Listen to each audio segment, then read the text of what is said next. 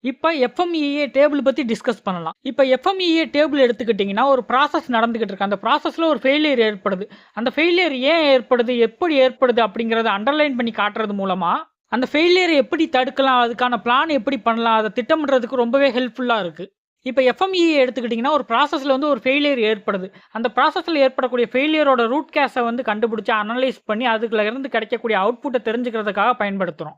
இப்போ ஒரு ஆர்கனைசேஷன்ல நெறைய ப்ராசஸ் நடந்துகிட்டு இருக்குன்னா, அந்த ப்ராசஸ் எல்லாமே நம்ம மானிட்டர் பண்ணி, எந்த ப்ராசஸ்க்கு முன்னுரிமை குடுக்கலாம். அத அப்படி கம்பேர் பண்ணி பார்த்து, அத சால்வ் பண்றதுக்கு இது ஒரு முக்கியமான டூலா யூஸ் ஆகுது.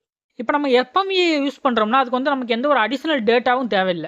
ஃபார் எக்ஸாம்பிள் இப்ப ப்ராப்ளம் சால்விங் டீம் வேற ஒரு டூல் யூஸ் பண்றாங்கன்னா, அவங்களுக்கு அந்த ப்ராசஸ பத்தின நெறைய டேட்டாஸ் தேவைப்படும். பட் அவங்க எஃப்எம்இஏ யூஸ் பண்ணா அவங்களுக்கு நெறைய டேட்டாஸ் தேவையில்ல. ஸோ ஈஸியாவே அந்த ப்ராப்ளத்த அவங்களால சால்வ் பண்ணிக்க முடியும்.